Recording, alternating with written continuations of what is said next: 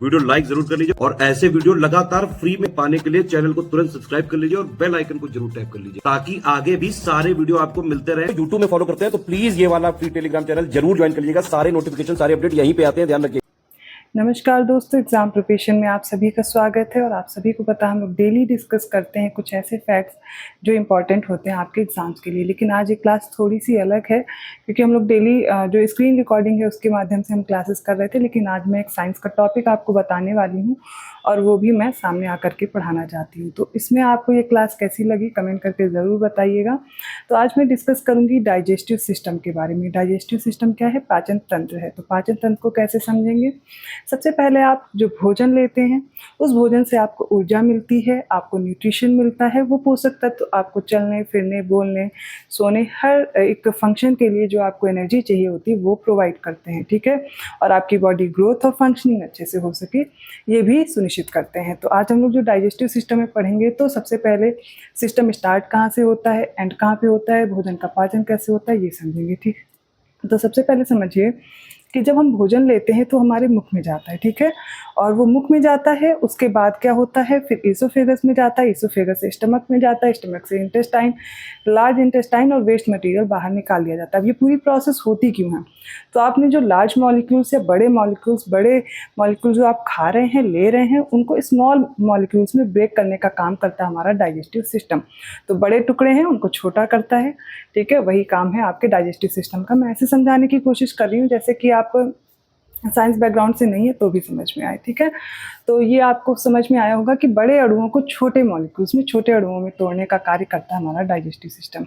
तो सबसे पहले पाचन कहाँ से स्टार्ट होता है, यही फैक्ट आपसे पूछ लिया जाता है एग्जाम में, आपको पता होना चाहिए। तो जो डाइजेशन है वो हमारे माउथ से ही स्टार्ट हो जाता है, मुंह से स्टार्ट हो जाता है। यहाँ पर किसका पाचन होता है? तो यहाँ पर सबसे पहले पाचन स्टार्ट होता है कार्बोहाइड्रेट का, ठीक है। याद रखेंगे किसका? कार्बोहाइड्रेट का पाचन हमारे मुख से ही स्टार्ट हो जाता है। तो माउथ में भी कुछ पार्ट्स हैं। आप भोजन लेते हैं तो सबसे पहले आपको बकल कैविटी के बारे में पता होना चाहिए। तो यहाँ पर एक टंग है, आप सभी को पता है, एक मुख गुहा है, ठीक है, उसमें एक टंग है, कुछ दांत हैं। दांतों का क्या क्रम है ये भी मैं बताऊंगी। दांत है और उसके बाद आता है आपका फेरिंग्स वाला पोर्शन और लेरिंग्स वाला पोर्शन, ये भी होता है। जब हम रेस्पिरेटरी सिस्टम पढ़ते हैं तब भी इसकी बात करते हैं और ऐसे भी बात करेंगे। फिर क्या होता है, जो जीभ है वो खाना निगलने का या भोजन निगलने का कार्य करती है और भोजन निगल करके कहाँ जाता है? एक पाइप है, भोजन की एक पाइप है। वो पाइप से सरकते हुए भोजन क्या होता है? स्टमक या पेट में पहुँचता है। अब इस पाइप को क्या बोलते हैं? ईसोफेगस बोलते हैं। तो ठीक है, आपकी टंग में बहुत सारे रसांकुर प्रेजेंट होते हैं, टेस्ट बर्ड्स प्रेजेंट होते हैं, जो कि हमें कड़वा, मीठा, तीखा या आपको जो भी फील होता है वो कैसे होता है? उन्हीं की वजह से होता है, ठीक है। दांतों का क्रम क्या है? तो देखिए बचपन का अलग होता है और जो एक वयस्क है उसकी अगर बात करें तो आपको 21-23 याद रखना है। मतलब ये क्या है? तो देखिए आपके कृंतक होते हैं, रत्नक होते हैं, अग्र चवर्णक और चवर्णक के 4 प्रकार के हैं। इंसीजर, केनाइन, प्रीमोलर्स और मोलर्स 4 प्रकार के हैं। जिसमें जो इंसीजर होते हैं, मैंने क्या किया है, एक जो आपको दांतों का एक क्रम है उसको क्या किया है, उनको हाफ पार्ट में डिवाइड किया है। तो 2 इंसीजर होते हैं, 1 केनाइन होता है, फिर 2 प्रीमोलर्स होते हैं और उसके बाद 3 मोलर्स होते हैं। इस तरीके से आप क्या करेंगे, इनको मल्टीप्लाई करेंगे 4 से और आपके सारे दांत आ जाएंगे, मतलब 32 दांतों का क्रम आपको पता चल जाएगा। तो याद रहेगा 21-23 याद रखिएगा, ठीक है। चलिए आगे बढ़ते हैं। तो भोजन को चबाने का काम हमारे दांत करते हैं, इनको खा करके आप निगलते हो जब। तो यहाँ पर मैंने बताया कार्बोहाइड्रेट का पाचन शुरू हो जाता है। कार्बोहाइड्रेट यहाँ पर टूटना शुरू हो जाता है। आपको 2 एंजाइम याद रखने हैं जो हमारी सलाइवरी ग्लैंड्स प्रेजेंट हैं, लार ग्रंथियाँ प्रेजेंट हैं, वो 3 जोड़ी में होती हैं। तो क्या करती है, यहाँ से लार निकलती है और उसमें होता है एमाइलेज और लाइपेज।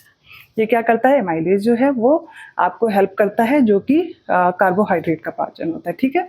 आगे बढ़ते हैं। तो अब हमने खाना खाया उसको छोटे टुकड़ों में, और दांत भी हेल्प करते हैं डाइजेशन में क्योंकि आप उनको छोटे छोटे मॉलिक्यूल्स में कट कर देते हैं, पीसने का काम करते हैं। फिर वो जब हम निगलते हैं तो ईसोफेगस से वो विंड पाइप एक होती है और एक होती है ईसोफेगस जो डाइजेस्टिव पाइप होती है। तो इस पाइप के थ्रू आपके स्टमक में जाता है आपका भोजन, ठीक है। स्टमक में पहुंचा, अब यहाँ पर भी पाचन शुरू होता है। कैसे? तो यहाँ पर आपको देखेंगे कि एक एसिडिक जो माहौल होता है वो मिल जाता है। एसिडिक माहौल का मतलब मैं ऐसे समझाने की कोशिश कर रही हूँ जो साइंस बैकग्राउंड से नहीं है। तो मतलब एसिड सिक्रीट होता है, तो कंसनट्रेटेड HCl होता है जो हमारे स्टमक से रिलीज होता है, और वो क्या, और गैस्ट्रिक जूस होता है जो कि क्या करता है, हमारे खाने को सड़ने से बचाता है, लास्ट टाइम तक स्टोर रहता है ना फूड, उसको डाइजेशन में हेल्प करता है। अब प्रोटीन को छोटे छोटे पार्ट्स में तोड़ा जाएगा और फिर यहाँ पे भोजन और भी स्मॉल मॉलिक्यूल में ब्रेक होता है, फिर पहुँचता है कहाँ पर, हमारी स्मॉल इंटेस्टाइन में। स्मॉल इंटेस्टाइन यानी छोटी आंत, यहाँ पर पैंक्रियाज भी आके जुड़ा है और लीवर भी आकर के जुड़ा है। ठीक है, पैंक्रियाज और लीवर आपको पता है हमारी बॉडी की सबसे बड़ी ग्लैंड है। तो यहाँ से क्या होता है, बाइल जूस आता है। पैंक्रियाज से क्या होता है, यहाँ से भी जूसेस आते हैं, पैंक्रियाटिक जूस, जो कि आपके लिपिड और आपके प्रोटीन के बचे हुए मॉलिक्यूल्स हैं, कार्बोहाइड्रेट, इन सभी का पाचन आगे जो होता है वो स्मॉल इंटेस्टाइन में होता है। तो स्मॉल इंटेस्टाइन से ये पाचन होता है, आगे बढ़ता है फूड। ठीक है, ये आगे बढ़ता है तो क्या होता है, स्मॉल इंटेस्टाइन में ही जो न्यूट्रिशियस सब्सटेंस हैं वो क्या होते हैं, पोषक पदार्थ क्या होते हैं, यहीं पर एब्जॉर्ब हो जाते हैं। बचे हुए जो वाटर और अदर मिनरल हैं वो कहाँ पर एब्जॉर्ब होते हैं, तो लार्ज इंटेस्टाइन में। इस तरीके से याद कर लेंगे, लार्ज इंटेस्टाइन से पहुँचने के बाद जो वेस्ट मटेरियल होता है वो रेक्टम के थ्रू बाहर निकाल दिया जाता है। ठीक है, तो ये एक प्रोसेस है डाइजेस्टिव सिस्टम की। ये मैंने सिर्फ बताने की कोशिश की है, समझाने की कोशिश की है, और इनमें कौन कौन से एंजाइम और कैसे पाचन होता है ये आगे मैं समझाने की कोशिश करूँगी।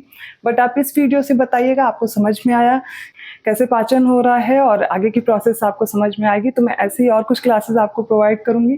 तो ये पहली क्लास है जो मैं सामने आकर के कुछ फैक्ट्स लर्न कराने की कोशिश कर रही हूँ, क्योंकि जब आप स्क्रीन से पढ़ते हैं तो बहुत ज़्यादा फैक्ट्स आपको याद नहीं हो रहे होते। तो मैंने सोचा सामने आकर के कुछ बताती हूँ, और साइंस से रिलेटेड ये आपका टॉपिक था, डाइजेस्टिव सिस्टम, यहाँ से प्रश्न पूछे जाते हैं तो याद रखिएगा। इसके अलावा आप UPPCS की प्रिपरेशन कर सकते हैं मेंटरशिप प्रोग्राम से जुड़ करके। कैसे? तो जो UPPCS का मेंटरशिप प्रोग्राम है इसमें आपको डेली टारगेट दिए जाते हैं शॉर्ट नोट्स के साथ। हाई यील्ड शॉर्ट नोट्स हैं, इन शॉर्ट नोट्स के साथ अगर आप तैयारी करते हैं, डेली क्लासेस देखिए, शॉर्ट नोट्स के साथ आप अपना डेली टॉपिक रिवाइज कर लीजिए। इसके अलावा 30 मॉक टेस्ट दिए जा रहे हैं जो कि CSET और करंट अफेयर से रिलेटेड है। करंट अफेयर, GS ये सारा इसमें इंक्लूड होगा। ठीक है, तो 30 मॉक टेस्ट हैं जो कि प्रैक्टिस बैच जिन्होंने लिया है उनका अलग से है, लेकिन इसी में इंक्लूड भी कर दिया गया। 499 का ये आपका मेंटरशिप प्रोग्राम है। इसके अलावा हाई यील्ड शॉर्ट नोट्स दिए जा रहे हैं जो कि आप सब्जेक्ट वाइज ले रहे हैं, मतलब 8-9 सब्जेक्ट्स हैं ना UPPCS के, current affair, history, geography, polity, economics, सब कुछ एक ही बार में मिल जाएगा। और इसको क्या करना है, जो हाई यील्ड शॉर्ट नोट्स हैं इनको रिवाइज करते रहिए और मॉक टेस्ट सॉल्व करते रहिए। सभी फीचर्स के साथ ही आपको 499 में मिल रहा है, तैयार कर सकते हैं। इसके लिए आपको ज्ञानसर एजुकेशन ऐप डाउनलोड करना है। ज्ञानसर डिस्काउंट कूपन कोड है, अप्लाई करना मत भूलिएगा। अगर कोई इन्फॉर्मेशन चाहिए कमेंट करके पूछ सकते हैं। वीडियो कैसा लगा ज़रूर बताइएगा, अच्छा लगा तो लाइक भी कर दीजिए, चैनल को सब्सक्राइब नहीं किया है कर लीजिए। मैं मिलती हूँ अगली क्लास में, तब तक के लिए